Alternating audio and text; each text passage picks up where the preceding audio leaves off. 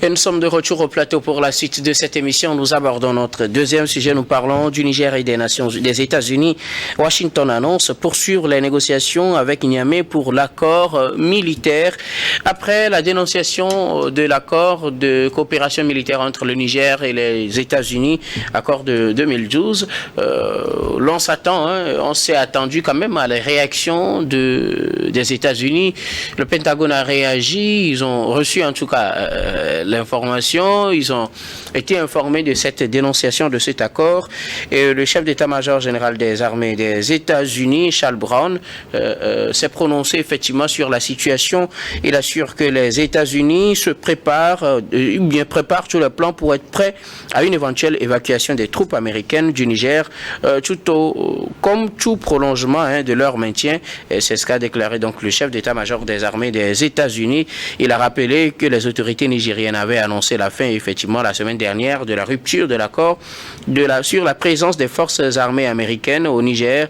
Nous nous préparons toujours des plans pour être prêts à toutes les circonstances extraordinaires.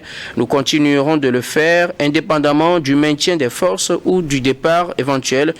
C'est ce qu'il a déclaré. Il a également reconnu que la politique récente du Niger a affecté les relations entre les États-Unis et l'Afrique de façon générale et le Niger de façon particulière.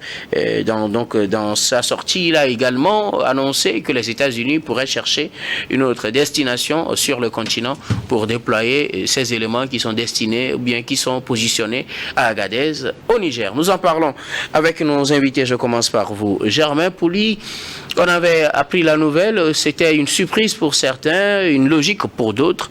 Le Niger a dénoncé l'accord de coopération militaire de 2012 avec les États-Unis, et cet accord qui permettait aux États-Unis d'avoir une base de drones au Niger, dans le nord de ce pays. L'accord a été dénoncé avec effet immédiat. Normalement, les États-Unis doivent plier bagage. Ils tentent toujours de maintenir les discussions. Oui, je crois que le Niger, on ne s'y attendait pas. Après, dès que les militaires ont pris le pouvoir, on a beaucoup parlé de la présence des soldats français au Niger. On ne faisait pas trop cas des soldats américains qui, quand même, il faut le rappeler, sont au nombre de 1100 soldats donc, au Niger et personne n'en parlait. Alors il y a eu cette visite d'une délégation américaine qui n'a pas du tout été appréciée par le sommet de l'État nigérien qui estime que le protocole diplomatique n'a pas été respecté et même les discussions ont montré une certaine attitude des Américains que les autorités du Niger n'ont pas du tout apprécié.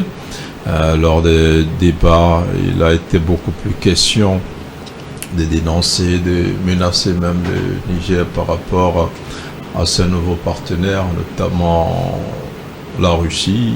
On accusait même le Niger de fournir de l'uranium à l'Iran et tout cela. Je crois que tout ça n'a pas été du goût des autorités nigériennes qui ne supportaient pas trop cette présence américaine qui, sur le plan sécuritaire, ne leur apportait pas grand-chose. Vous savez que le Niger déplore le fait que les Américains ne les aidaient pas véritablement à combattre le terrorisme, qui déplore aussi le fait qu'ils sont obligés de payer certaines dépenses liées à la présence donc, de ces militaires américains sur leur sol, et puis surtout quand ils se comparent à Djibouti où les Américains ont pratiquement la même base, ils estiment qu'à Djibouti les Américains déboursent quand même quelques dizaines de milliers de dollars pour le pays hôte, alors que ces derniers temps, vous l'avez constaté, ça a été plutôt une rupture partielle de la coopération donc, entre les États-Unis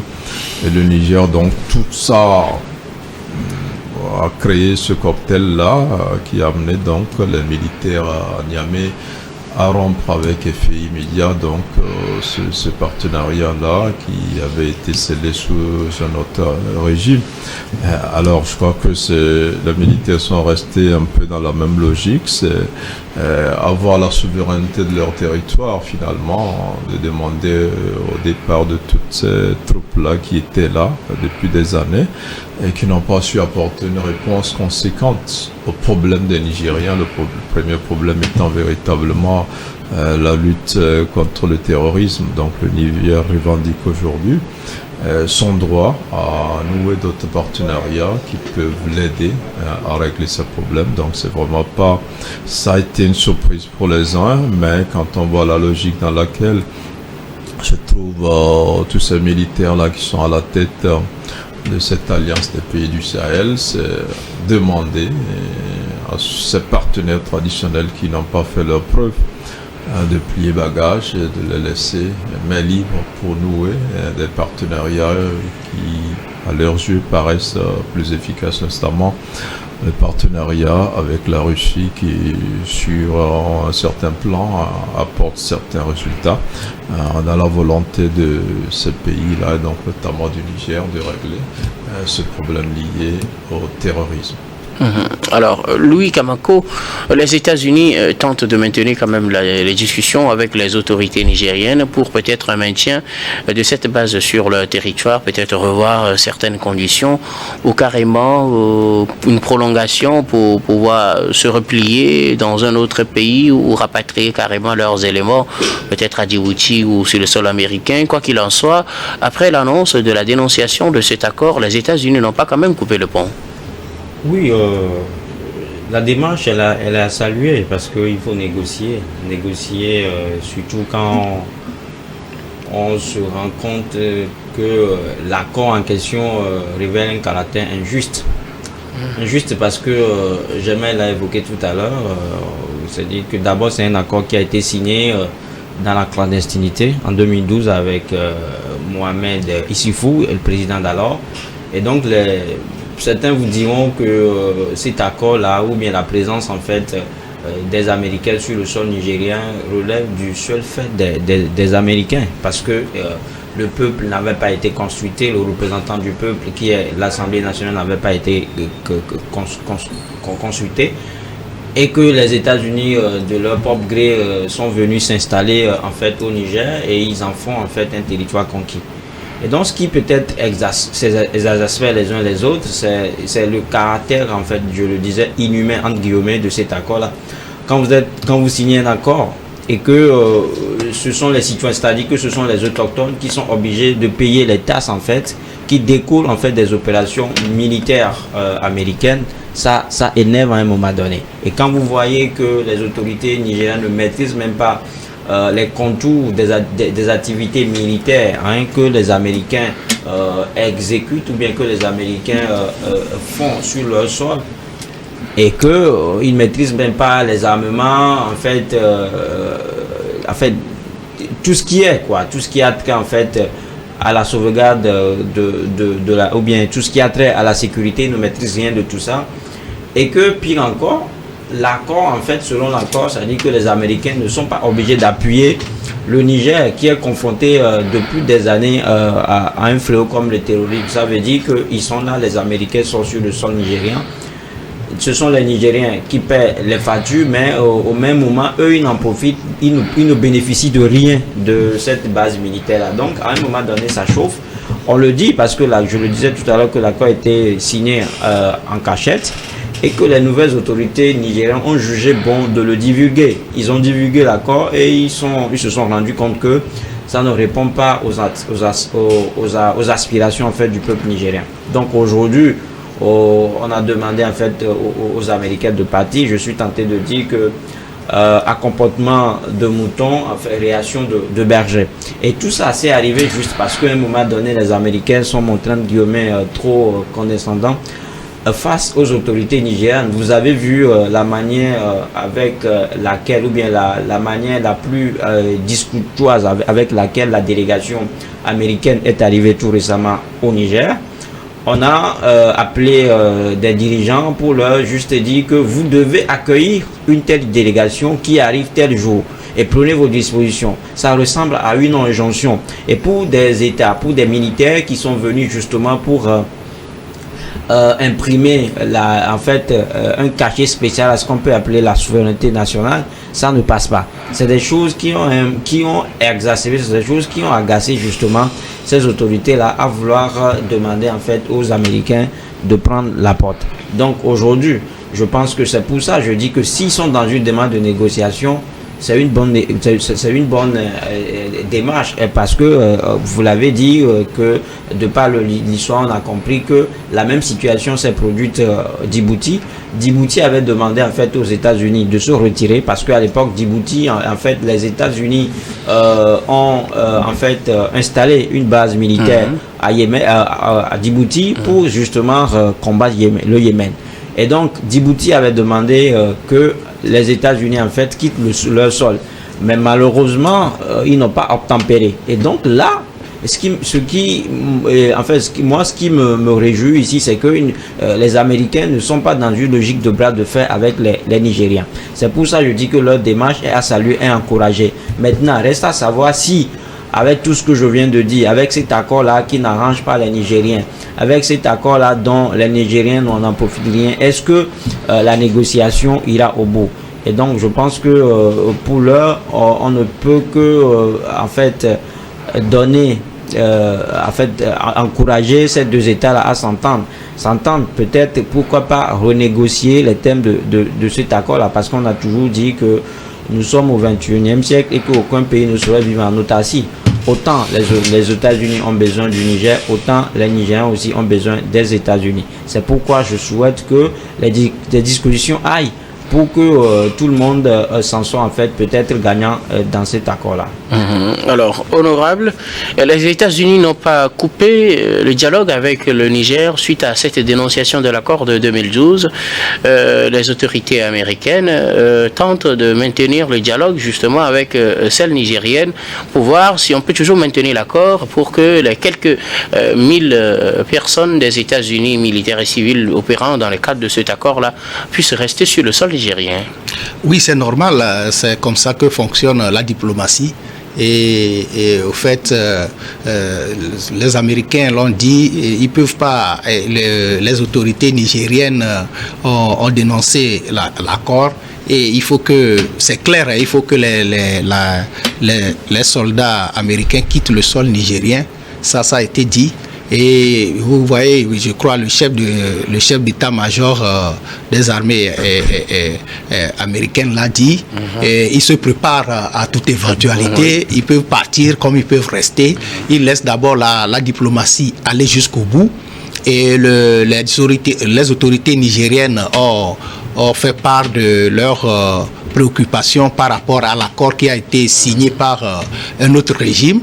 Et au fait, l'accord a été signé par un autre régime. Il appartient aux nouvelles autorités de continuer par collaborer ou bien de discuter certains termes de l'accord pour qu'ensemble ils puissent encore reprendre sur de nouvelles bases, ou bien de dénoncer cet accord et l'annuler ou le suspendre. Et dans ce cas, je crois que l'accord est sur la voie d'annulation et les discussions, l'autre côté, le camp d'en face, les États-Unis ont souhaité maintenir le dialogue, la négociation pour aller jusqu'au bout. Donc, le Niger est un État souverain. L'accord, quoi qu'on le dise, a été signé en 2012 en toute souveraineté par les autorités nigériennes d'alors, et c'est ainsi que en 2024 les autorités actuelles ont le droit de dénoncer cet accord, de le suspendre, de l'annuler, et comme de poursuivre cet accord. Donc actuellement il n'y a pas de problème. Et je crois que les États-Unis aussi ne sont pas dans une position de dire que nous allons rester quoi qu'il arrive. Donc, actuellement, il faut quand même revenir sur l'utilité de cette base américaine. Ce que nous avons eu par le passé, ce qu'on a vu par le passé, c'est que cette base, en dehors des militaires, des milliers de militaires, ou bien il y a 1100 militaires américains, il y a aussi le stationnement des drones qui permettent de pouvoir avoir des renseignements. Et cette base a aidé aussi beaucoup l'opération Barkhane pour la lutte contre le terrorisme, surtout même des au Mali, informations. surtout des informations. Et je crois aussi qu'elle a aidé aussi qu'on le dise, l'armée nigérienne. En 2017, je crois, les soldats américains même ont participé à un combat contre le terrorisme et les Américains même ont été tués. Des soldats américains ont été tués sur le sol nigérien. Donc, actuellement, si les autorités ne jugent pas nécessaire que la base américaine soit continue ou bien soit maintenue au Niger, c'est parce que ils ont un intérêt ailleurs. Et ça a été... les Américains ont vu venir ça. Et la Russie, je crois que le partenariat, la diversification de partenariats ou bien même le changement de partenaires sur le plan militaire fait que ceux qui étaient les partenaires qui étaient là luttent aussi pour que ce changement-là n'intervienne pas. Là où il y a les États-Unis, tout le monde sait que la Russie ne peut pas opérer. Et actuellement, pour que le Niger ait une coopération militaire et que des soldats russes soient sur le sol nigérien, ça va de soi que les soldats américains quittent le sol nigérien. Donc, je crois qu'on est dans cette logique-là. La diplomatie va faire aussi son travail, mais à la fin, tel que les choses se passent, je pense que les Américains vont quitter le Niger parce que c'est le souhait et le vœu des autorités actuelles au Niger pour qu'ils puissent changer de partenaire et militaire et poursuivre la lutte contre le terrorisme.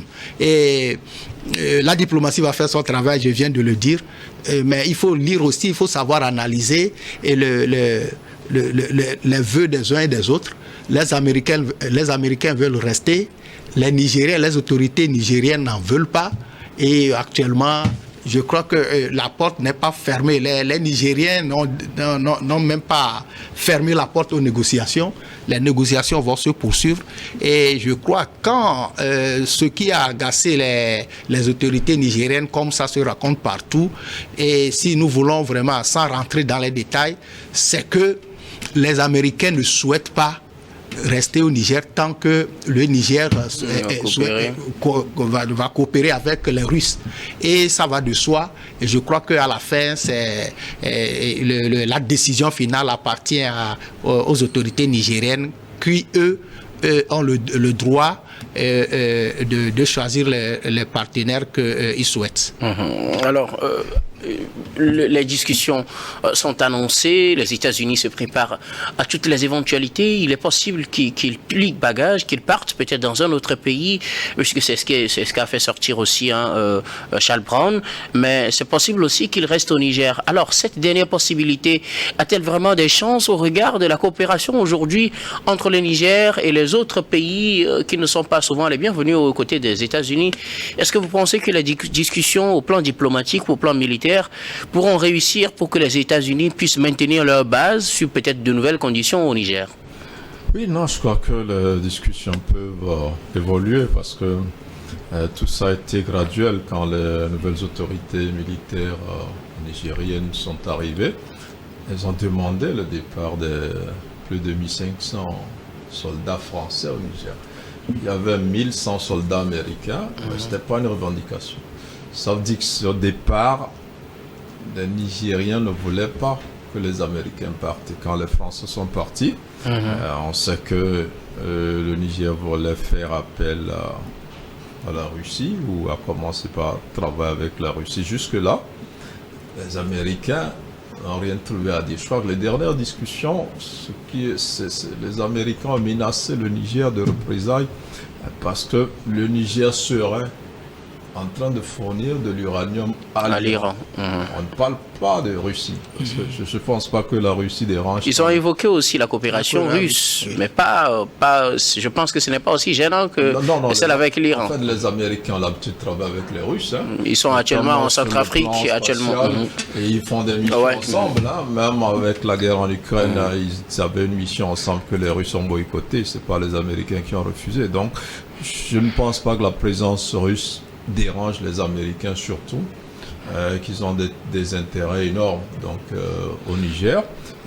cette base-là n'était pas là essentiellement pour contrecarrer les Russes au départ. Les Américains ont quadrillé l'Afrique et le monde. Ils ont des bases partout. Ils en ont tout près de chez nous au Ghana. Ils ont une base militaire ici au Ghana. On n'en parle pas beaucoup, mais ils en ont. Donc, oui. ils ont quadrillé le monde. Ils ont besoin d'être au Niger pour des affaires, des intérêts qui leur sont personnels. Et je crois que c'est négociable. Et quand vous écoutez les Nigériens, ils disent d'abord que voilà des gens qui sont là, qui ne nous aident pas à combattre l'ennemi. Donc ça veut dire qu'ils voudraient que les Américains fassent un peu comme les Russes. Et donc, si les Américains veulent rester, peut-être que sur ce point-là, il faut peut-être évoluer. Après, ils disent, à Djibouti, par exemple, ils paient de l'argent. Chez nous, ils ne paient rien. Et le contexte, comme je le disais, ils ont rompu même, ils ont coupé une partie de l'aide au Niger. Et donc, tout ça fait que le pays a besoin de se tourner vers d'autres partenaires pour la sécurité et éventuellement pour des raisons économiques et politiques. Et donc, alors pour vous, si les États-Unis revoient un peu leur copie, c'est possible qu'ils restent? Je pense bien. C'est exactement la même chose qui se passe avec la CEDEAO. Parce que, vous voyez, les gens ont pris des positions par rapport à ce pays. Et les pays aussi ont décidé de se passer de ces anciens partenaires-là qui ne les aident pas aujourd'hui. Et donc, je crois que si les Américains, même les Occidentaux en général, revoient leur copie, peut-être qu'ils peuvent revenir. Mais après, aujourd'hui, la coopération russe paraît la plus efficace parce que les Russes ne sont pas très exigeants sur un certain nombre de choses. Et les Russes ont montré aussi une certaine efficacité sur le terrain. Donc, après, même au niveau de l'acquisition des armements et tout ça, vous avez dit pendant longtemps, ces pays qui avaient des problèmes n'étaient même pas libres de s'armer. Les Occidentaux bloquaient l'armement et on empêchait à ces armées-là donc de combattre. Aujourd'hui, si ces Occidentaux globalement revoyaient leur copie, je crois que c'est possible que les troupes américaines puissent rester, mais sous autre. Et puis ailleurs, il y a aussi une réduction d'effectifs. Vous savez que la France a, par exemple, entamé une tournée qui a amené le conseiller du président Macron à la défense au Gabon récemment. Et aujourd'hui même, je pense, donc pour négocier, les Occidentaux se rendent compte que le modèle de coopération un peu paternaliste, ils venaient s'installer, ils ne devaient rien, et c'est eux seuls qui profitaient, ça ne marche plus. Et les Africains ont envie de diversifier leurs partenaires et aller vers plus d'efficacité. Si les Américains, comme les autres Occidentaux le veulent, ils vont revoir un peu leur copie et puis revoir ou renégocier totalement ces accords-là pour avoir une présence, peut-être ça ne sera pas le même nombre de militaires, ça ne sera pas sur les mêmes zones et la coopération aussi se fera d'une autre manière. Et je pense que la diplomatie, en tout cas, peut remporter parce que le Niger, quoi qu'il en soit, a besoin des États-Unis. Les États-Unis ont besoin du Niger et il faut trouver le juste milieu pour que ce partenariat-là reprenne un autre souffle. Merci. Alors, honorable, vous pensez aussi, comme Germain, que si les États-Unis revoient leur copie, ils ont des chances de rester au Niger? Oui, c'est ce que je dis, c'est le rôle de la diplomatie. Si les États-Unis ont annoncé que les discussions continuent, les négociations continuent, et quand même, je ne dirais pas que c'est impossible que les autorités nigériennes reviennent sur leur position. Au fait, moi je dis, mais quoique les Russes et les États-Unis, bon, ils peuvent être ensemble sur certaines je dirais, opérations. Mais au fait, ce qui se passe, le contexte maintenant en Afrique, c'est que c'est en dehors de la diversification des partenariats que nos pays africains adoptent maintenant, c'est que la situation des coups d'État au Mali, au Niger et au Burkina a fait que même les Occidentaux, fidèles à leurs principes de la démocratie des régimes, de travailler avec des régimes démocratiquement élus fait que ils ne s'attendent pas bien, entre guillemets, avec les nouvelles autorités qui sont venues par les coups d'État. Donc ce qui fait que ces nouvelles autorités-là se tournent vers la Russie, qui n'est pas, Germain vient de le dire, qui ne pose pas trop de conditions. Et c'est pourquoi, c'est ce qui m'amène à dire que avec cette situation et la façon dont les choses évoluent, vous savez que le Niger a déjà commencé par prendre langue avec la Russie pour un partenariat militaire depuis. Et la façon dont les choses se passent, je me dis que bon, ça serait quand même difficile que cet accord qui vient d'être dénoncé par les autorités nigériennes, que ces mêmes autorités reviennent encore sur leur décision. Et surtout, en analysant la situation, je me dis que c'est parce qu'ils ont déjà, parce qu'entre-temps la Russie aussi fait des yeux doux à ces pays africains-là pour en quelque sorte prendre aussi des parts au niveau des pays africains, par exemple stabiliser cette coopération militaire qui n'existait pas au niveau d'Afrique, et nous tout le monde dit, et par exemple les Russes aussi pensent que les Occidentaux ont pris trop de terrain au niveau des pays africains, et que c'est le moment aussi pour la Russie d'avoir aussi de ces coopérations militaires-là pour équilibrer en quelque sorte les forces au niveau international pour ces puissances-là. Donc je crois que il y a quand même quelque chose qui se joue en dehors du Niger. Il y a cette rivalité-là entre l'Occident et la Russie par rapport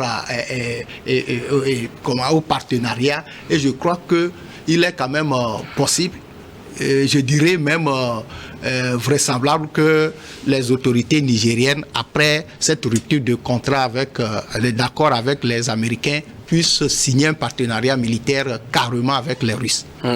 Merci beaucoup. Alors, Louis, un dernier mot. Est-il possible que les États-Unis reviennent?